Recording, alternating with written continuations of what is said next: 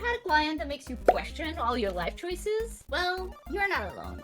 In today's video, we're looking at the top 10 nightmare clients, from bad to baddest, and yes, we're looking at how you can deal with them, so don't worry, I've got you covered. And also, just a little disclaimer, this isn't meant to scare you off of freelancing. That's the last thing I would want. This is meant to prepare you for when the time comes where you face a client like this, so you know what to look out for, you know that it's normal, and you know how to deal with it. So grab some common tea. I actually have some coffee here, so maybe not the best idea because this video is about to get annoying. Let's go. So at number 10, we have the non-responsive client. This client is essentially just out of touch with the world and everyone in it, and takes often a long time to respond to your messages. And this can be a pain in the ass because you want to get your work done faster, but you need feedback or you need something from the client. You have a question about the project and the client seems to just not care. This gets even worse, of course, if the client is on a time crunch and needs the work done fast. But let's just say the client is not responsive. What should you do?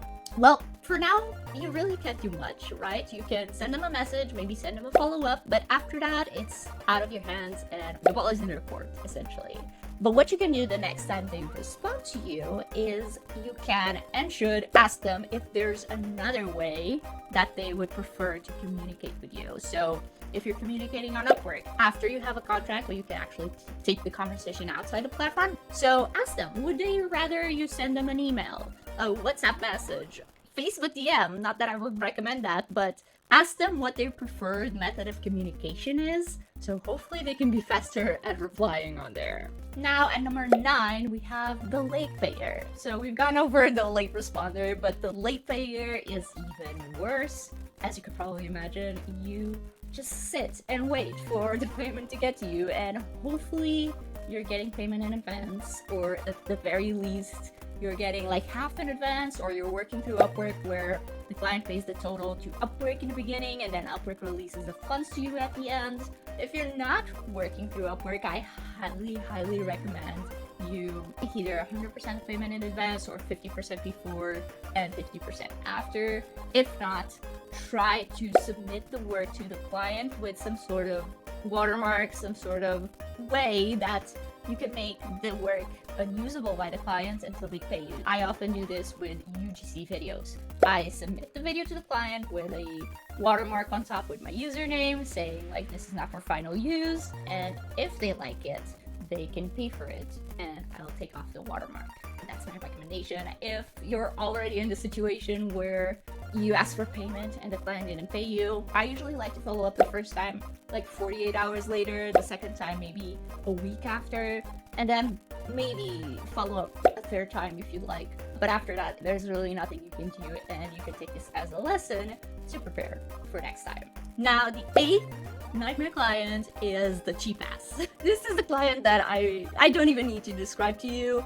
They want the cheapest work possible, the quickest work possible. They want everything in a kitchen sink for pretty much nothing. You can usually detect this in your initial conversation to them. They're quick to ask for a discount, to question everything, and ask if something is really necessary. Needless to say, cheap clients, usually my advice is don't take them unless it's your very first client and it's a beta project just for like a month tops. And in that case, you can just suck it up. It's just a month. But other than that, try not to get into contracts with clients that are cheap asses because it's never gonna work. Even if you think it's going to be fine, it's going to be easy work. The thing with cheap clients is not just that they're cheap, it's the fact that, like I said, they often are the most demanding. They want everything done quick, with good quality, and a cheap price, and that's just not realistic. And it's very hard.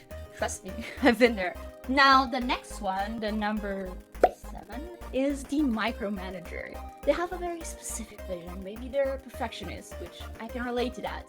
But they are like on top of you at each and every step of the way, and they want to control everything. And at that point, you're like almost tempted to say, do you want it done that way?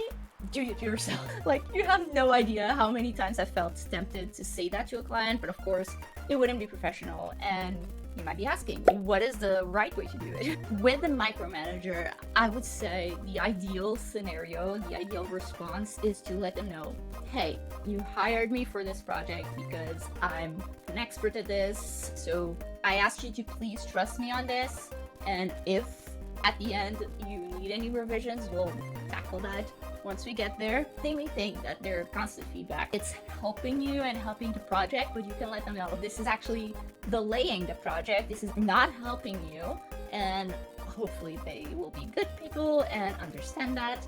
If not, you can let them know, hey, you can pay for what I've done already, and maybe it's best you find someone else to do this, or you finish it yourself.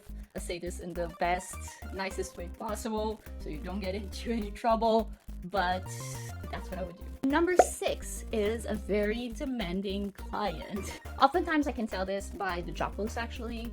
If they ask for a lot of past experience, if they ask for a specific degree, if they have a shit ton of job duties for you, if they need you to answer emails, post on social media, design their logo, get on sales calls for them, you can let them know, hey, it seems like you're looking for something that would be best covered by 2 or 3 different freelancers.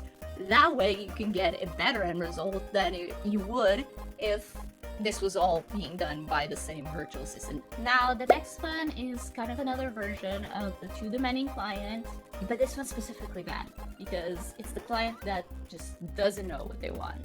And this client, I can say I've had enough of these clients. I don't ever work with one of these again. This client doesn't know what they want until they see it. And sometimes they even like verbalize this. They say, oh, I'll know when I see it. That's usually how they word it. And the problem with this is you'll have to keep trying and keep working until you guess what's in their head that they themselves can't even put into words. And essentially they're hoping for you to be some sort of mind reader. This may seem like a good challenge for some people, like, oh, I'm going to figure it out. But the annoying part of this, and what makes it a nightmare client, is they can't tell you anything. Just work your magic. And you think, great, I have an idea, I'll get creative and you're gonna love it, but then they don't. You give them the logo, you're super excited and happy with your work, and they don't like it. They're like, oh, we need something different. And you're like, do I need to change the colors? Is it the font? Is it the icon, the graphic itself? What is it that you don't like? And they're like, I don't know, I just need something else. You're basically stuck. At that point, you end up doing a couple different logos for the price of one. And you can see how that's annoying. The way to combat this is to set strict reviews. So you get 2 reviews, but you don't get any more than that. Or if you have more reviews than that, they're going to be paid at X rate. And discuss that with the client before you start working. Let's say you already started working, and at the second review, you're like, I don't know what else to do for you. You can let them know, hey, this is clearly not working. I'm happy to do one more free revision for you, but after that, they're going to have to be paid at my hourly rate of X an hour. And that kind of encourages the client to be more specific with that free review that you're giving them, so that hopefully you both get it right. Because the client likely doesn't want to pay for the extra reviews. And in that case, again, please add a watermark. Oh, camera's overheating. That's nice. Well, let's try this one. Number 4, we have the unrealistic client. This is the client where the budget doesn't match their expectations at all. They want to pay you $5, but they want you to do a month's worth of social media content. This client is best identified in the job post, and it's usually easy and very clear to identify that have a very low budget and a very long list of things that they want you to do. If that's the case, I would usually say, just don't apply for it because it's a waste of connects, it's not worth it, and it's very unlikely that you're going to change their mind. Though there are some exceptions to this. My advice is, if it's an invite and you don't have to waste connects, go for it. Okay, camera died. Let them know, hey, your budget seems to be $100. That's a little bit out of my price range.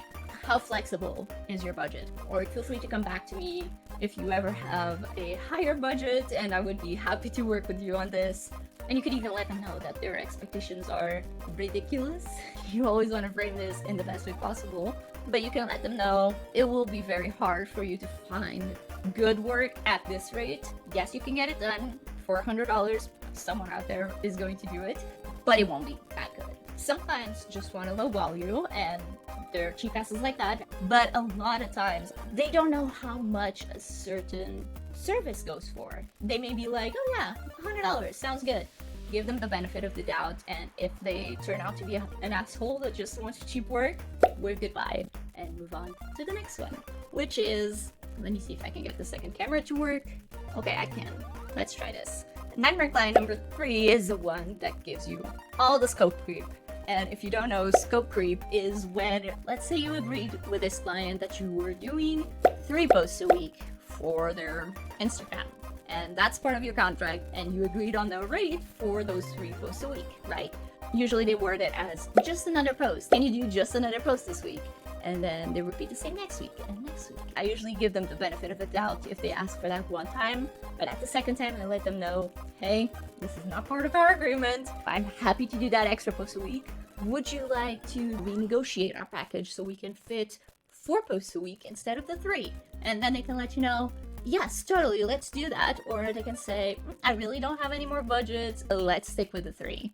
Give them options, give them the current option at the current scope, and give them the extra option of renegotiating your prices. And in the future, you can discuss this with clients before you start working with them. You can let them know, hey, you get 3 posts a week, but this is my rate for any additional content. My client number 2 is the one that lacks respect.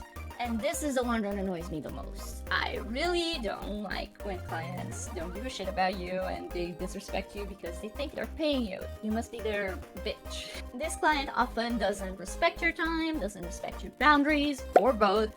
And the best way to deal with them, in my opinion, is to leave as soon as you get a chance, because it's kind of like a character flaw in my opinion, and it's hard to come back from. That being said, I'm always the person to give someone a second chance to prove that they're actually not an asshole and they were just having a bad day. I've had that happen. In that case, just reinforce your boundaries to the client. Let them know, I don't work weekends, or I don't work past 5 p.m.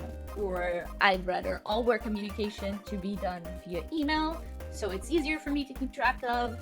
Phrase that in a way that shows them what's in it for them. And last but not least, we have number 1, the worst nightmare client of them all. Can you guess it?